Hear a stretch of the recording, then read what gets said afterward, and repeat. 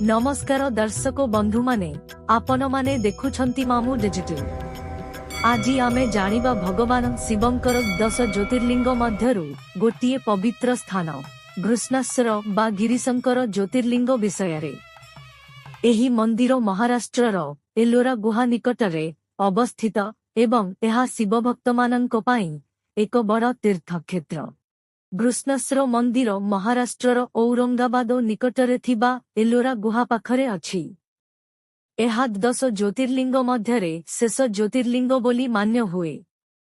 एठाकु जाई भगवान शिवंक दर्शन कले मनोकामना पूरण हुए बोली भक्त माने विश्वास करंती।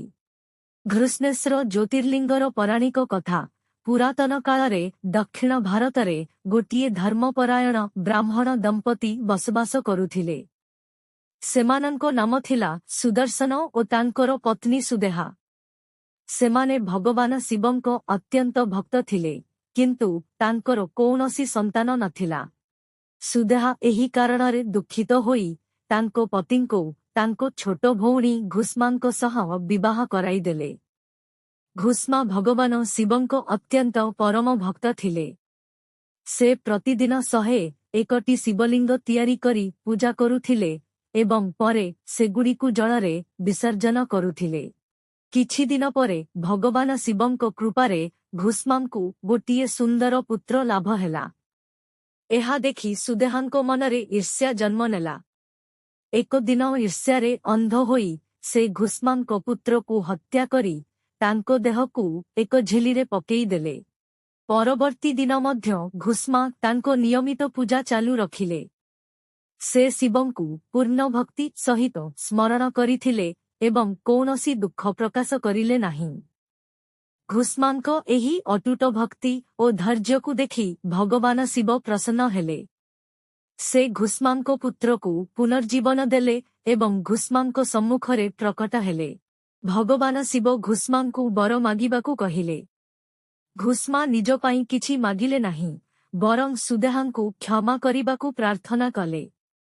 घुष्मांक एही क्षमाशीलता ओ भक्तिरे प्रसन्न होई भगवान शिव सेठारे ज्योतिर्लिंग रूपे विराजमान हेले, जाहाकु घृष्णेश्वर ज्योतिर्लिंग बोली कुहा जाए। एही मंदिर लाल पत्थररे तियारी होईछि। एहार गठन खूब सुंदर एवं प्राचीन शैलीरे निर्मित। मंदिर भितरे थिबा शिवलिंग खूब पवित्र मना जाए। भक्त माने निजे हातरे जल अर्पण करी पूजा करी पारंती। एठारे प्रसिद्ध एलोरा गुहा अछि, जहा विश्वर एक ऐतिहासिक स्थल। सेठारे बहु प्राचीन गुहा ओ मंदिर देखिबाकू मिले। एहा आपणको यात्राकू अधिक स्मरणीय करिदेब। ओडिसारू एठाकू जिबा पाई आपण भुवनेश्वर ठारू ट्रेन धरी औरंगाबाद किंबा नासिक पहुंची पारिबे। सेठारू टैक्सी किंबा बस द्वारा मंदिरकू जाई पारिबे। निकटरे होटेल एवं खाद्य व्यवस्था भल भावे मिली थाए। एठारे प्रसिद्ध एलोरा गुहा अछि, जहा विश्व प्रसिद्ध स्थल।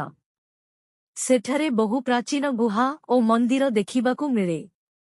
एहा आपणको यात्राकू अधिक स्मरणीय करिदेब। मंदिर चारिपाखरे सबुज पहाड़, पुरुणा पत्थरर गठन एवं सुंदर परिवेश रहिछि। परिवेश शांत पवित्र एवं ध्यान करिबा पाई अत्यंत उपयुक्त। सकाळ समयरे पक्षी मानंकर कुहू कुहू शब्द एवं हालुका पवन भक्त मानंकु आध्यात्मिक अनुभूति देई थाए। मंदिरर भितरे भक्त माने ओ नमः शिवाय मंत्र उच्चारण करी पूजा करुथिबारु समग्र परिवेश भक्तिमय होई जाए। धूप दीप एवं फूलर सुगंध मनकु शांत करे एवं आत्माकु पवित्र करे। वर्षा ऋतुरे एठिकार परिवेश अधिक सुंदर होई जाए। सबुज प्रकृति एवं ठंडा पवन भक्तमानंकु आकर्षित करे। शीत कालरे मध्य एठार परिवेश शांत एवं सुखद रहे, जहा दर्शन पाई उत्तम समय। एहीपरि गिरिशंकर ज्योतिर्लिंग मंदिर केवल एक धार्मिक स्थान नुहे, बरं एक शांति एवं प्राकृतिक सौंदर्यर अद्भुत केंद्र। घृष्णेश्वर ज्योतिर्लिंग आमकु शिखाए सत्य भक्ति एवं धैर्य थिले भगवान निश्चय कृपा करंती। जदि आपण शिव भक्त तेबे एही पवित्र स्थानकु निश्चय दर्शन करंतु। ভিডিওটি ভাল লাগিଥିଲେ লাইক শেয়ার এবং কমেন্ট করন্তু। জয় জগন্নাଥ হর হর মহাদেବ।